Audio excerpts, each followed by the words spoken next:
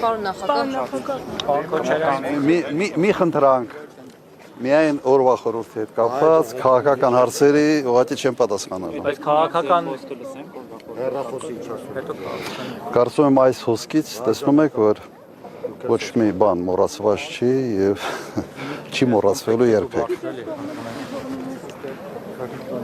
Կարծում եմ ժողովուրդը իր կարծիքը ուղղակի ցեղասպանության փաստի նկատմամբ արտահայտում է այսպիսի հոսքով եւ ոչ մի կառավարություն, ոչ մի քաղաքական գործիչ, ոչ մի կուսակցություն չի կարող ուղղակի այս ամենը փակել կամ մոռացության մատնել։ Ասում են սա ուրացման գործընթաց է, ամեն ինչ մոռացության են տալիս։ Երեկվա Թուրքիայի դրոշ հայրելը քննադատեցին, բայց Ստեփանակերտում հայկական եկեղեցի քանդելու վերաբերել ոչ մի բան չասացին։ Սրա վերաբերել դուք ինչ կասեք։ Սենց խառը հարց է քաղաքականություն եւ ցեղասպանության օրվա հետ կապված, այո, չէ, ուղղակի այսօր չէի ցանկանում, բայց նույն կրկնակի ստանդարտներն են, որը այսօր ուղղակի առօրյա է դարել քաղաքականության մեջ։ Հնարավոր է մոռացության տալիս ամեն ինչը, հնարավոր է Թուրքիայի պահանջով ցեղասպանության Չեմ կարծում որևէ մեկը հարցը մոռացության։ Չեմ կարծում որևէ մեկը ի վիճակի է դա անել։ Իդեպ Ադրբեջանի ԱԳՆ-ն պահանջել էր պատժել Թուրքիայի դրոշ վառածներին։ Պատժի Փաշինյանը։ Թուրքիան ԱԳՆ չունի։ Դե հիմա Ադրբեջանը որոշել լավություն անի Թուրքիային ինքը ավելի հեշտ։ Հիմա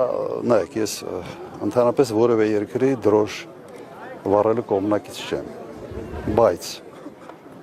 սա ընդունված քաղաքականության մեջ եւ աշխարհում ընդհանրապես ընդունված բողոքելու տարբերակ է։ Եթե կա երկիր, որի քաղաքականությունը որևէ մեկ այլ երկրի ժողովրդի ցավ է պատճառում, ապա սա բողոքի արտահայտման ձև է։ Խորհրդակցել այդ մասին, որտեղ տարիներ շարունակ է արել ձեր նախագահության օրոք եւս։ Դուք իրոք մտածում եք, թե սենց գալիս ենք ինչ որ բան են գրում եւ այլն, իհարկե իրենց միջոցառումն է արել են շատ կազմակերպված միջոցառումներ։ Այո։ Ես ուղղակի երևույթի նկատմամբ ասացի իմ անձնական վերաբերմունքը, բայց սենց ըմբռնումով եմ նաև մոտենում նման կարգի դրսևորումները։ Ընտրությունների ձեր շանսերը ինչպես է գնահատում եւ եթե այս անգամ էլ հիմա արդեն մենք արդեն անցանք ուրիշ թեմաների։ Ցեղասպանության 100 բազմաթիվ առիթներ եք ունենալու նման կարգի հարցեր տալ։ Ես անձամբ չեմ ունենում։ Շնորհիվ ձեր գրասենյակի ղեկավարի։ Ես ամեն օր հանդիպումներ եմ ունենում եւ դուք ի վիճակի եք, մենք նախորդ հայտարարում ենք դրա մասին, դուք ի վիճակի եք Ցեղասպանության 111-րդ տարելիցն է, բայց Թուրքիան շարունակում է ժխտել այս փաստը, որն է պատճառը ձեզ Հայաստանի բոլոր ժամանակների իշխանություններն են թերացել, թե Թուրքիան է համառորեն առաջ շարժվում։ Նայեք, սա նորություն չի, որ Թուրքիան ժխտում է եւ շարունակելու է ժխտել։ Ես չեմ տեսնում, որ Թուրքիան իր քաղաքականությունը փոխելու է։ Եվ այդ տեսանկյունից դա չի նշանակում, որ մենք պետք է հարմարվենք Թուրքիայի այսպես մոտեցմանը։ Մենք մեր ճշմարտությունը ունենք, սա ճանաչված փաստ է եւ տվյալ դեպքում մենք չպետք է հետ քաշվենք միայն նրա համար, որ Թուրքիան դա չի ընդունում։ Ուղղակի հետեւողական պետք է լինենք։ Հիմա ո՞րն է պատճառը, որ շարունակում։ Նայեք, իմ նախագահության օրոք բազմաթիվ երկրներ ճանաչել են ցեղասպանության փաստը։ Եվ եթե Հայաստանի կառավարությունը, Հայաստանի իշխանությունները շարունակեն այս գործը, ի վերջո կգանք մի հանգրվանի, որ ցեղասպանության փաստը ժխտելը անիմաստ կդառնար նաև Թուրքիայի համար։ Բայց եթե ասենց կողնում ես մի գործընթացը, փորձում ես հետ պտտացնել, իհարկե սա խնդիրներ է ստեղծում նաև ճանաչման։ Թուրքիայի հետ հարաբերությունների հաստատումը պատկերացնում եք առանց նախապայմանների։ Գործիք դարձնել։ Փաշինյանը ասում է Արարատին մի նայեք։ Այդ պետք է ուրիշ ձևի դասավորեիք այս ստանդափը։ Հիմա նայում եք։ Հիմա նայում ենք, խախտում ենք։ Բան Քոչարյան, տեսեք միտքասեք, դուք ասում եք հարցը հնչեցրել եմ, թող պատասխանի։ Ասում եմ միջազգային դերակատարների գործիք էին տարիներ շարունակ սարքել, հիմա մենք չպետք է թույլ տանք, որ այդպես լինի։ Ինչ նկատի ունի Փաշինյանը, ասում է, որ ցեղասպանության հարցը տարիներ շարունակ միջազգային դերակատարների համար գործիք է դարձել, հիմա մենք չպետք է դա թույլ տանք։ Ես ուղղակի խորհուրդ կտայի այդ հարցը ուղղել Փաշինյանը։ Պարոն Քոչարյան, Այնքան բաներ ասում, որի տրամաբանությունը ուղղակի ինձ համար անհասկանալի է եւ մի քիչ լավ չեմ պատկերացնում մարդու այսպես հիմնավորումների կամ մոտիվացիաների, շարժարիտների ամբողջ այս շղթան ոնց է աշխատում։ Պարոն Քոչարյան, տեսեք, ասում եք մոռացության մատնել հնարավոր չէ։ Իսկ պահանջատիրության վերաբերյալ, օրինակ ձեր դաշինքը հիմա ինչ մոտեցում ունի, եթե իշխանության գաք, ինչ եք անելու, ձեր քաղաքականությունը ինչպես է։ Մեր ծրագրում հստակ արձանագրված է, որ մենք ճանաչման ուղղված ջանքեր են գործադրելով եւ այդ փորձը ունենք։ Ճանաչման թե պահանջատիրության։ Չէ, պահանջատիրությունը խնդրայրույց է իսկապես եւ տվյալ դեպքում մենք չպետք է անցնենք, այսպես հատենք մի գիծ, որը առաջինը իրատեսական չի, երկրորդը խնդիրներ է առաջացնում։ Հիմա շատ է ներկայացվում, որ Շատ պրագմատիկ մոտեցում ենք պետք է ունենանք։ Մենք հասկանում ենք, որ սա մի փաստ է, որը շղթել հնարավոր չի, բայց որի մոռանալ ուղղակի եւս հնարավոր չի մեր Եթե այսօր Փաշինյանի ուղերձի հիմնական կետերը լսենք, ըստ էության շատ չեն տարբերում ձեր ու նրա թեզերը,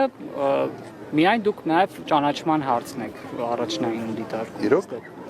Դե էլի ասում են պահանջատիրության հարց պիտի չունենանք։ Կամ մեր թեզերը չեք լավ։ Չէ, ասում են Լավ պահանջատիրության անցալել կամ վարշապետի թեզերը չեք լավ անցալել, բայց ոչի եզրեր չկա մոտեցումները։ Պարոն Քոչարյան, ինչու երեք հայտարարեցիք, որ փոշմանել եք, որ Սերժ Սարգսյանն եք փոխանցել իշխանությունը։ Այդ հնարավորությունը դուք ունենալու եք։ Հասկանում եմ, դուք որպես լրագրող ասենց համառ եք։ Ես էլ որպես եւս անձ եւ նախին նախագահ եւս։ Պարոն Քոչարյան, Լավ, հավանական եք համարում Հայաստանի եւ Թուրքիայի հարաբերությունները հաստատել առանց նախապայմանների։ Միշտ այդպես է եղել մեր քաղաքական մոտեցումը առանց նախապայմանների։ Եվ ես իդեպ կարող եմ հիշեցնել մի ժամանակաշրջան, երբ հենց Էրդողանի կուսակցությունը հաղթեց ընտրություններում, արտգործնախարարը դառավ Աբդուլլա Գյուլը եւ այն ժամանակ իրենք հենց հայտարարեցին հրապարակային չէր այդ հայտարարությունը, բայց Վարդան Օսկանյանի հետ հանդիպման ժամանակ ուղղակի ասաց, որ առանց նախապայմանների պատրաստ են կարգավորել հարաբերությունները Հայաստանի հետ։ Ես գրքում իմիջիալուց նկարագրել եմ այդ ամենը։ Ես չեմ հավատացել, բայց շարունակել ենք բանակցել, 2-3 ամիս հետո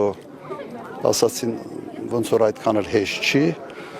եւս մի 2-3 ամիս հետո վերադարձել ենք նույն կետին։ Ես եթե ծանոթ չեք այդ ժամանակահատվածին, ես խորհուրդ կտայի ուղղակի նայել, բավական հետաքրքիր էր։ Ամենից մեծ ազդեցությունը Թուրքիայի քաղաքականության վրա իսկապես ունի Ադրբեջանը այդ տեսանկյունից։ Եթե հետևողական ակտիվ աշխատենք, ես այդ հնարավորությունը տեսնում եմ։ Աշխատանքն է, օրինակ միջոցառումների կազմակերպումը, օրինակ այսօր բավարարվել են եւ նախորդ տարիներին էլ միայն այցելելով եւ վերջ, սակայն հիշում ենք տարիներ, երբ որ ոչ միայն պաշտոնյաներ պարզապես, այլ երկրի ղեկավարների մասշտաբով էին, գալիս Հայաստան հենց ցեղասպանության այս տարելիցներին։ Պետությունը պետք է այդ պարտավորությունը ստանձնի։